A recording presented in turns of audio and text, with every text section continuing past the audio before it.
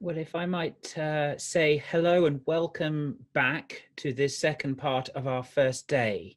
My name is Dr. Tim Howells. I'm a researcher at the Laudato Si Institute here in Oxford, UK.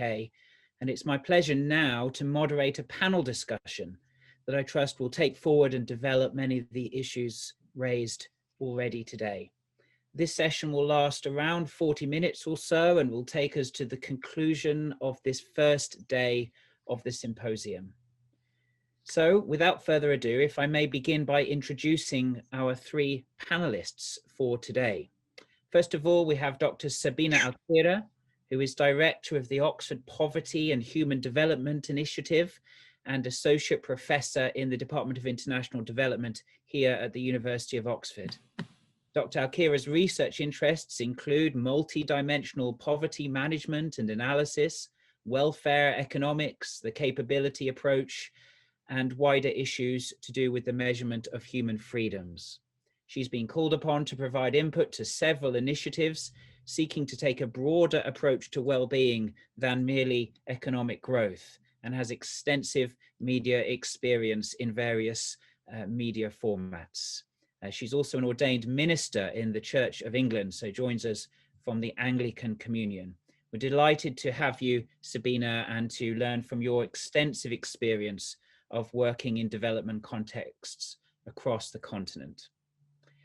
Another panelist, we're delighted to welcome from Ranchi in India, Dr. Marianus Kujur, who's director of the Xavier Institute of Social Service, a Jesuit-run business school in Ranchi, the capital of the Indian state of Jharkhand.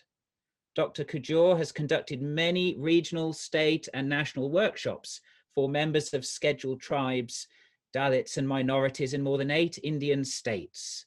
And there's a long list of the various core groups he's been involved in the program that we sent to you. So we're delighted to have you too, Marianus, and to learn from your experience of working with affected communities on the ground. Finally, a warm welcome to Mr. Mauricio López Oropeza, calling in from Quito. Mauricio is Executive Secretary of the Conferencia Eclesial de la Amazonia, a group working to implement the proposals of the Amazon Synod of Catholic Bishops, which took place in Rome in 2019. Mauricio has served in many ways and in different roles, connecting bishops' conferences and church communities across the 9-nation Amazon region, and recently has served as Executive Secretary of the Pan-Amazonian Ecclesial Network. So Mauricio, we welcome your valuable insight as a layperson from this region, who has organized many on-the-ground consultative meetings and who's been intimately involved in the drafting of important Catholic statements. So a very warm welcome to the three of you. Just in terms of procedure, I'm going to invite each of our panelists to offer an opening thought for around or no more than 5 minutes, but this is the occasion for question and answer. I'm sorry to the audience that we can't allow faces on the screen per se, but we have a Q&A button, which you should see at the bottom of your screens. And I would encourage you, while you're hearing our panelists speak, to be inputting your questions that way, and I will moderate those to the panelists as appropriate. So do please be thinking and writing those down now. And we'll finish just before the hour. So without further ado, if I may, hand over first to Sabina, and then to Marianus, and finally to Mauricio for their statements. And Sabina, if you do wish to share any slides, there should be a share screen function for you. Thank you.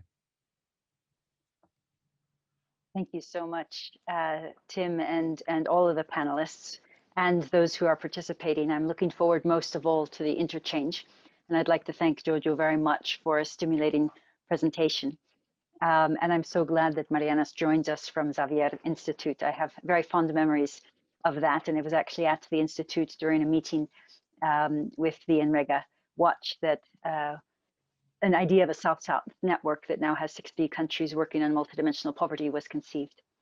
So briefly, I wanted to share 3 thoughts generated by Jojo's paper and by his idea of the polyhedron.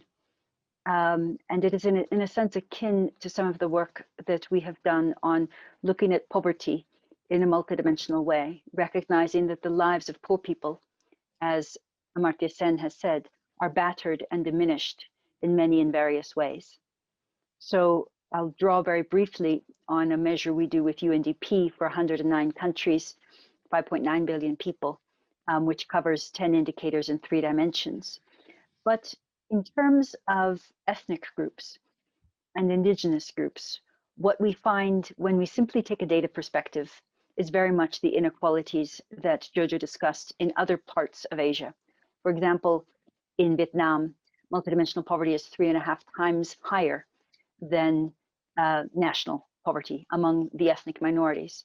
In Lao PDR, the main group represents 62% of the population, but 70% of the poor people are from the ethnic minority groups. And so the indigenous problems of the Adivasi in India are also mirrored in other countries. So this is a very important topic. But it's also a topic where I would like to acknowledge progress. So we have studied trends over time, including in India over a decade from 2005-6 to 15-16. And in that period, at a national level, one of the interesting factors was that the scheduled tribes reduced poverty the fastest of any of the groups. Their poverty was highest in 2005-6, and it came down the fastest. So that was a very positive sign, and particularly because in the 7 years previous, the scheduled tribes had reduced poverty the slowest. So the activism, the voices, the dedication that Father Swami, John Drez, and so many others embody, and others in current projects, does seem to be making changes. And yet there's a recognition that still in 2015-16, the STs were the poorest caste group in 22 of the states of India. But this is a slide that shows the poorest caste groups of India on the right-hand side. And you see that by and large, they have had the fastest reduction. So I just wanted to remind us, the first thought is to remind us that there has been progress in these groups. And so an interesting question is why? How did the Adivasi groups, how did ethnic minorities in other places look at poverty? But that is something different from land. And it is not to deny the ongoing pain and difficulties of these communities. So if you look across the global MPI in Africa, about 55% of people are multidimensionally poor. But in 6 states of India, the poorest caste group is poorer than the continent of sub-Saharan Africa, for example. So there's still very, very difficult situations. 2 other very quick thoughts. One is, I wanted to, of course, to do the same exercise on land because we work on quantitative data. But although we have data on arable land for 93 countries, in 6 countries with 1.6 billion people, we don't know how much land is owned. And in most countries, we don't know whether it's irrigated, what's the slope of the land, is the ownership actually legally guaranteed, and in whose name? Is it the name of the woman? So there's a recognition, I think, on our part in that these conversations have a moral basis, and they have a basis in the voices of the protagonists, but perhaps data that sometimes is missing could add a light. And the final point is about protagonists. In an interesting study on poor people who had moved out of poverty, led by Deepa Narayan in India, and they asked, what was the most important reason that you moved out? And they expected them to name a program like NREGA or ICDS or PDS or something, or maybe kinship groups or maybe faith-based groups. And the interesting thing was that in both agriculture and non-agriculture, 77% of the poor marked their own initiative as being the impulse to leave poverty. So I very much appreciate Fratelli Tutti and its emphasis on subsidiarity, on the agency of the poor and their voice, as well as on the need for solidarity. Thank you so very much. Thank you, Sabina. And there's lots for us to pick up there, particularly that important point about individual and structural agencies for change. Thank you for that input. wonder if I might hand over immediately now to Dr. Marianus Kujur for your opening thoughts. Thank you. Thank you. Thank you so much. Thanks to the organizers for giving me this opportunity to present my views on the theme, the politics of land and insights from Asia. I will share with the learned audience my views on the topic from the perspective of the Adivasis in India in general and of the Adivasis in Central India in particular. First of all, I would like to draw our attention to the theology of land. The theology of land in relation to the Adivasis in India is very unique, absorbing, and fascinating. There is a popular saying among the Adivasis of Central India, and I quote, "Land is life to an Adivasi. Take his land and you have taken away his life," unquote. The personhood or identity of the Adivasis is rooted in the concept of land. The earth is a mother to them. Personhood is absent if there is no land. Land is not a commodity. It's not an object, soil or earth for them. Land for them pertains to their collectivities, collective memories, collective histories, geographies, philosophies, worldviews, and collective consciousness. Ownership of land has a theological implication for Adivasis. Their understanding of land is holistic. Land is not the topsoil, but entire environment and atmosphere in and around. It is their symbiotic relationship with nature, flora, fauna, and human beings. Alienation from land is an alienation from nature, community, and the self. Landlessness, therefore, is as good as lifelessness. Land is a gift from God. Humans have not earned it. Land can only be inherited from one generation to another. And therefore, their understanding of land is they use the land as stewards and not as owners. Coming to the politics of land, I would like to talk about land relations. In the context of the politics of land, it is important to know as to, number one, who owns the land, two, who controls the land, and three, who manages the land.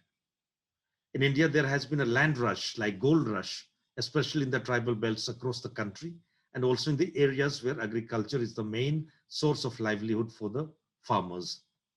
There are many non-agriculturists too who depend on the land for their livelihood. For industries, land is a commodity to be exploited. This is the main cause of conflict and unrest. According to some studies, most of the Adivasi revolts and uprisings in India were agrarian in nature. And if you look at the legislations, we find most of them are anti-people and anti-tribal. The United Progressive Alliance, UPA regime in 2013 promulgated a new Land Acquisition Act, also known as Right to Fair Compensation and Transparency in Land Acquisition, Rehabilitation and Resettlement Act 2013, which for the first time in the history of India gave right to the owner of land, the right to rehabilitation and resettlement in the face of land acquisition. However, there were efforts to amend the CNT Act, Chotanagpur Tenancy Act 1908 and Santal Pragna Tenancy Act 1949, which were promulgated to safeguard the tribal land in Chotanagpur. There were wide protests by various tribal groups in Jharkhand, as a result of which the amendments of the protective legislations could not materialize. Hence, the 2013 Land Act was amended to make it more flexible for industries for acquisition of land. And the Adivasis were left alone to fend for themselves. And finally, I would like to make a mention of how there is a victimization of the defenders of tribal rights. Stan is one of them. I'm living in the same city as Stan, Sanjay Bosumalu, Malik, and some of the names mentioned in the presentation of Jojo. So people are victimized if they question the non-implementation of the 5th schedule of the Constitution, that's Article 244(1). If they ask why the Panchayats Extension to Scheduled Areas Act, which is known as PESA 1996, promoting self-governance, has been neatly ignored. They are victimized if they cry aloud at the half-hearted action of government on Forest Rights Act 2006, meant to correct the historic injustice done to the Adivasis and other traditional forest dwellers. They are victimized if they question why the government is unwilling to carry out the Supreme Court order that the owner of the land is also the owner of subsoil minerals. They are victimized if they disagree with the setting up of land bank for industries. They are victimized if they challenge the indiscriminate arrest of thousands of young Adivasis and indigenous peoples under the label of Naxals, just because they question and resist unjust land alienation and displacement. To conclude, the policies or the politics of land in the context of Adivasis in India is very complex. Their worldview of land comes into direct conflict with that of the modern. In the past, as well as at present, there is an onslaught on the land of the Adivasis. Many people's movements revolve around land. One is compelled to ask, how long can they go on fighting for their land rights? And also, are they fighting a losing battle? Thank you so much for listening. Over to you. Thank you, Marianus, for that thought-provoking presentation. I would certainly like to pick up on one or two of those points soon. I was very intrigued indeed by that conceptualization of land as not just the flat two-dimensional surface, but as what's sometimes known in Earth system science as a critical zone, including other elements of the biosphere that we inhabit, air, water, and so on. But if I might finally hand over to Mauricio for your own unique perspective that we trust will complement some of these insights into the situation in South Asia. Mauricio, over to you. Thank you very much, Tim. I'm very honored to take part in this discussion and to offer the experience and the vision from the Amazon region. I'd like to start with the concept of territoriality, which is emerging as a center point for our reflection. Territoriality as a social and symbolic construction should be understood as a complex network of relationships of inter-knowledge, inter-recognition, and interdependence. This is a profound truth for any human relationship, but also for the interconnection of territories with apparently intangible aspects like our culture and spirituality, the natural environment that allow us to live, and with our own history. The spiritual exercises of Saint Ignatius of Loyola describe a territorial approach in the experience of the Trinity, contemplating the reality of our world just as it is, in all of its contrasts, and in the expression of our poor and hopeful humanity that shows us our finiteness, our limitations, but also our potential. This allows us to understand the notion of territory, connected with the theological premise that upholds the contemplation of the incarnation. The path towards redemption takes place in a concrete material reality in a territory. For many ancient cultures, such as the Amazon indigenous communities, territory is decisively related to their spirituality and to their origin and identity, a natural space that provides them with the necessary elements to have a full life known by some cultures as good living. Pope Francis addressed the indigenous peoples in the Amazon region with these words: "The church is not alien to your problems and your lives. She does not want to be aloof from your way of life and organization. We need the native peoples to shape the culture of the local church in Amazonia." Starting from the fundamental premises of dialogue and the quest for the common good, the Synod of the Amazon, which I had a chance to participate in, contributed to the development of new paths for the church and for an integral ecology in and with this territory.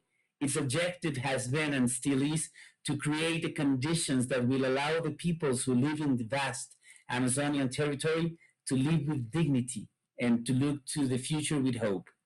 The Synod on the Amazon has allowed us to further embrace the identity of the peoples in this territory and to recognize their ability to protect ecosystems according to their cultural traditions. This can and should enable our non-Amazonian societies to create appropriate conditions to appreciate, respect, and learn from them. In this way, we endeavor to overcome the misconception that this territory is an empty or a backward space. The historical reality of the Amazon has been seen as a space to be occupied and divided for the benefit of interests from elsewhere. In fact, this region was considered an unoccupied territory or a land of savages. The Amazon territory covers a total area of about 7 million square kilometers. It is divided in 9 countries and is home to 20% of the Earth's fresh and frozen water. It is home to 34% of the primary forests of the planet, which in turn are home to between 30 to 40% of the world's flora and fauna. But more importantly, we have close to 3 million indigenous peoples there, belonging to 390 nationalities, besides 137 more, which are recognized are isolated or non-contacted peoples. Pope Francis has said, the native Amazonian peoples have probably never been so threatened on their own lands as they are at present. Amazonia is being disputed on various fronts. I consider it essential to begin creating institutional expressions of respect, recognition, and dialogue with the native peoples, acknowledging and recovering their native cultures, languages, and traditions, their rights, and their spirituality. As a Pan-Amazon network, we've conveyed different processes, as Masuda was mentioning, in which we've come to the point to listen to the people on the ground, to accompany them on their defense of their rights and their territorial rights, to document the violations, and then help them through the Catholic Church channels to enter into the international organizations such as the United Nations, but also the Inter-American Commission on Human Rights. We have been able to integrate and network with Jesuit universities, social organizations, and indigenous peoples to produce for the very first time a report which is called The Situation of Human Rights of the Indigenous and Tribal Peoples in the Pan-Amazon region. This is very important because it produces for the first time Inter-American jurisprudence. These are standards that come from the indigenous peoples themselves through the Catholic Church channels into the Inter-American Commission on Human Rights, producing a report and special standards. I won't have a chance to stop and mention some of the 6 major discoveries there, but perhaps in the Q&A part of it, I can mention some of that. Maybe the last point I'd say, Pope Francis mentioned with regards to the communication and connection with indigenous peoples, the following. I believe that the essential problem is how to reconcile the right to development, including social and cultural rights, with the protection of the characteristics of the indigenous peoples and their territories. In this sense, the right to prior and informed consent should always prevail. Thank you very much. Thank you, Mauricio, and thanks to all of you. We only have a few minutes now for some engagement with one another. I'll mediate some questions that are coming in and perhaps propose an initial respondent, but do please feel free to interact with one another.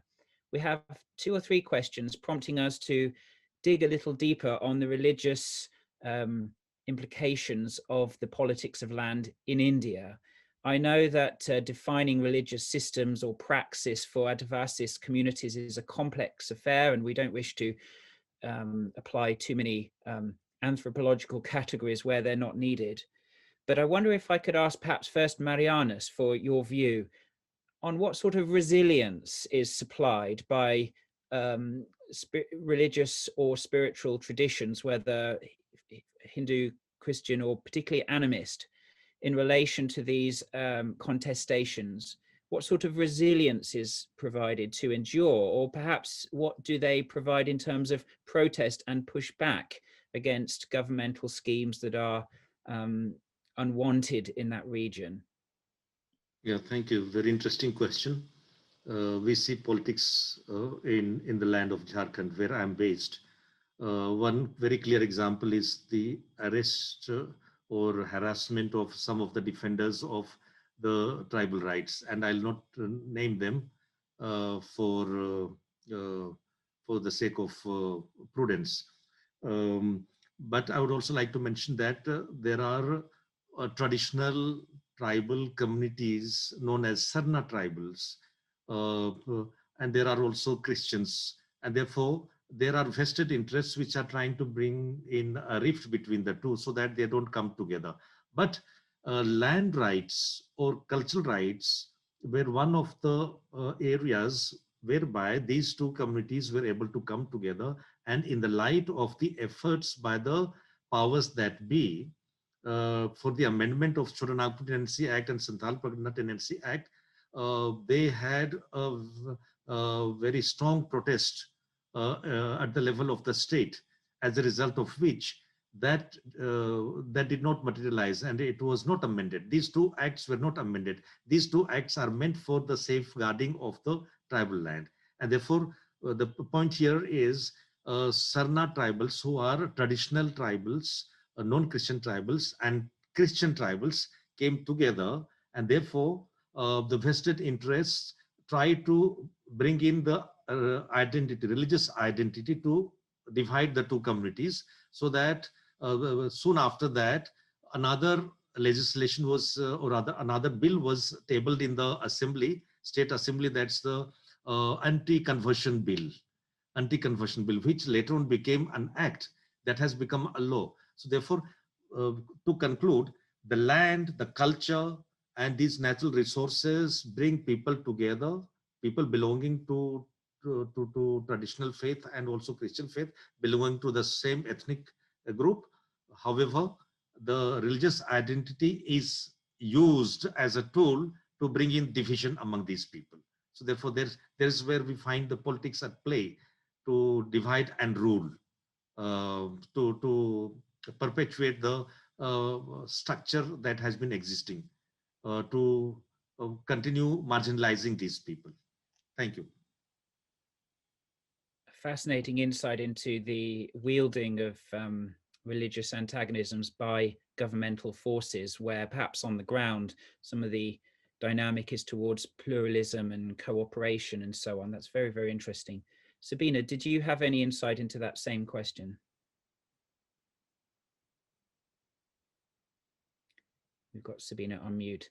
Well, let me then, I think she's shaking her head. So let me put the same question or related question to Mauricio, if I may. There's a question here from Daniel, who says, concerning the relevance of territoriality that you've been discussing, what do you think of the interconnectedness of social, ecological, and spiritual places with each other? We had a little hint of that from Marianus, where he talked about this holistic, interconnected, critical zone type analysis of the land. Have you noticed similar dynamics in the Amazon region? Thank you very much, Tim. Well, we've had the possibility to work directly with the indigenous peoples in a dynamic of protecting their rights and the integral ecology approach. This has been very new because, of course, there is still some pain from the past history and even the current history of the Catholic Church.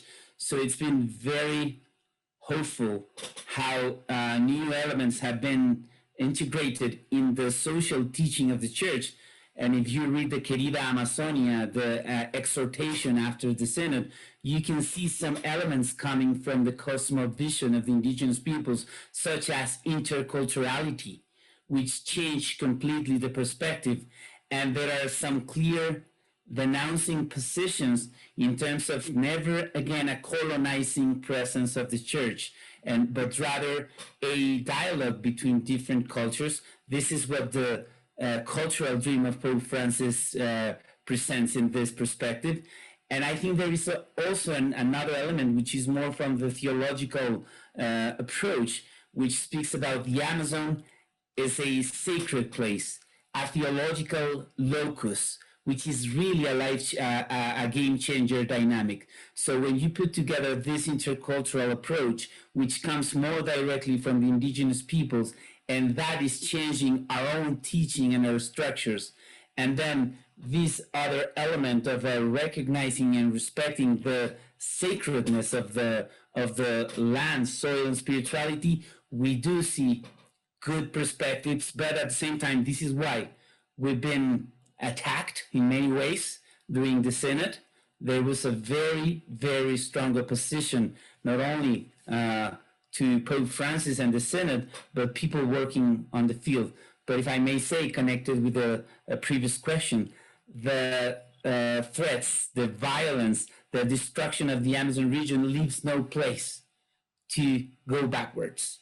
20% of the Amazon region has already been deforested. If we reach 25%, this might be a point of not coming back. There will be a point of no return, and this will become a savanna. It will begin a desertification process, and then there's no turning back, and the impact for the whole planet, which will be enormous. So this is very important to bring the political perspective, the intercultural perspective, and the theological perspective.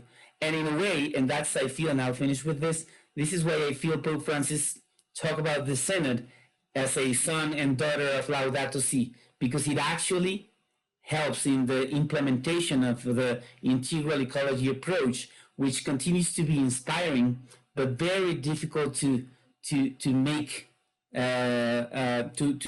alive and make it come to life in reality. Thank you, Mauricio. I wonder if, as time is ticking along, I wonder if we could pan out a little to a broader developmental perspective on some of these questions. Sabina, if I may bring you in here, there's actually one question of detail for you from Kalayan, who wonders if you've done any work with Northeast Indian state tribals and whether there's data there. But if you are able to answer that briefly, perhaps I could push you on some of the broader metrics of broader units of measurement that we might apply to this situation. How can we measure? You've given us a somewhat hopeful picture of poverty alleviation, but what other metrics can we bring to bear to understand growths in freedoms or other human goods in this area? No, thank you very much. So first of all, yes, the data sets cover and are representative by each state. And certainly in Nagaland, over 70% of people are scheduled tribe. In Arunachal, it's 2/3, in Sikkim, it's 1/3. And then we come to Chhattisgarh and Jharkhand and Manipur. So in those, broadly, Assam was, slower than some of the poorer and less poor states, but it was okay. But it was, less rapid, for example, than Nagaland or West Bengal or Rajasthan, Meghalaya, Chhattisgarh, Uttar Pradesh even. So Assam was a bit of a laggard. But in other states, all of the data are online. I'm happy to share them at the level of the state. In terms of the caste breakdowns, in Nagaland, the ST is the largest caste group, but the other castes and the OBC group were actually not the poorest, but they progressed faster. So Nagaland saw an increase in intercaste inequalities. And actually, so that's I guess one point. The problem with some of the smaller states is making sure that the data are representative by them, and that's why I didn't show the caste-wise decomposition, because in 2005-06 the data set can be a bit small. But that's the quick question. And then panning back out, I'm in Bhutan, and I think an interesting perspective regards how you can look in a joined up way at dimensions of poverty, health, education, employment, living standards, but then also, features of meaning, features of environment, of community. And in Bhutan, with the Gross National Happiness Index, they have the normal dimensions of poverty, and then they have psychological well-being, which includes spirituality, consideration of karma, whether you are Hindu or Buddhist, prayer and meditation. They have community vitality, which includes time volunteering, senses of belonging and trust, the gifts of money to the community, and how you resolve animosity. And then there's the dimension of the environment, which includes, the loss of crops to wildlife, as well as recycling practices in urban areas. So quite an interesting domain. And I think the interesting thing from this perspective of the conversation, this is why the conversation is so vital, is that Bhutan's done fantastic at reducing poverty. It was 26% in 2010, it's less than 6% now. But if you look at some of these other domains, for example, psychological well-being, which is positive and negative affect, stress and frustration, anger, or joy and generosity, or spirituality, all of those indicators reduced while poverty was going up. Poverty was going down. All of the material dimensions were going up. Bhutan was growing very well. Also, when you come to community, belonging, trust, they went down.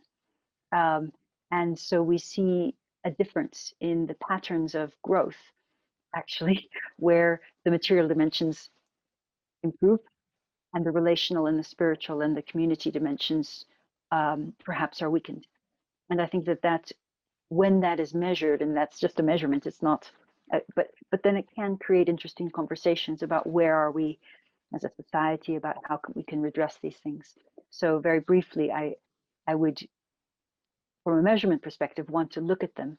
But I think, as I said, measurement is only one part of the story, and the agency, the conversations that others on this call have brought to the fore are more important. Thank you. Well, time is ticking along, but there are a number of questions here relating to what we might call supportive action. We have an audience here that is primarily UK or European based, I suppose. And people here are asking what sort of issues we can raise or lobby, for example, our MP, our local MP in this country to support Indigenous peoples in India or elsewhere. I'm mindful, given that we framed this event somewhat in Fratelli Tutti, I'm mindful of Pope Francis's comment on what he calls conscientious aims to be supportive that seek to eliminate or that end up eliminating all differences and traditions in a superficial quest for unity. That's paragraph 100. How therefore can we, let's say in the West, involve ourselves in protest, in lobbying and in activism? And how can we do that in a way that is genuinely and conscientiously supportive and not merely imposing presuppositions upon other regions of the world? That's a question for anybody who might like to take it up. I think Marianus first. Thank you. Yeah, thank you so much. Yeah, it's interesting. There are so many issues pertaining to the tribals, their discrimination, also their criminalization, and everything. It looks as if diversity is ignored, there is no inclusiveness, etc. And those who are trying to defend the rights of the tribals are being harassed. So in the face of all this, I also appreciate what was done some time back when Stan was arrested in London. There were protests. In Rome, there were protests. In many other countries outside India, there were protests. And that does make a difference. 2 years ago, I was in Germany for a conference on environment. And we also tried to lobby with some of the MPs, with the German parliamentarians and Commissioner of Human Rights, etc. They also came to India, and then we had a meeting with them in Delhi. So therefore, time and again, efforts of this type do put pressure on the state, and it does make a difference, so that there is also an atmosphere of confidence among the people. Otherwise, most of the time they are on the margins, and the self-confidence is also missing. So, but if there is support and solidarity of, at the level of, at the state level, national level, international level, by some of the international bodies like United Nations as well, or there are many other organizations and bodies internationally existing and working for tribal rights. So therefore it's very helpful. So I can say only this much. I was part of the United Nations Permanent Forum on Indigenous Issues, and therefore we used to make representation of the tribes in India. But I mean, it's they can only put pressure on the government. They cannot do anything else. But then it does make a lot of difference for the locals here. So thank you. Thank you very much. Well, time really has flown. We had questions intended on the impact of the pandemic as well, and how that might have generated new forms of community organization or resilience. But I think we better begin to draw to a close. May I say a sincere thanks to the three of you, Sabina, Marianus, and Mauricio, as well as to Jojo and Masuda from earlier today. We have another session of this same symposium tomorrow, which begins at the same time, 1 o'clock GMT for 2 hours. We'll follow a similar format. We welcome Dr. Mahika Chatterjee from the University of Oxford to present on further issues to do with the politics of land. In the second part tomorrow, we'll have a similar panel discussion to this one. You're very welcome indeed to still register for that if you haven't done so already. The link can be found on the Laudato Si Research Institute website. And finally, please do, if you can, have a look at the work that we at the Laudato Si Institute are doing in terms of research and development programs. More information available on the website for you there. But it just remains for me to say thank you very much for your kind attendance. Thank you again to all those who've contributed today, and we look forward to seeing you in the same meeting tomorrow if you are able to join us then. Every blessing to you, and thank you for your participation. Thank you so much, and best wishes for tomorrow. Thank you. Thank you very much. See you tomorrow.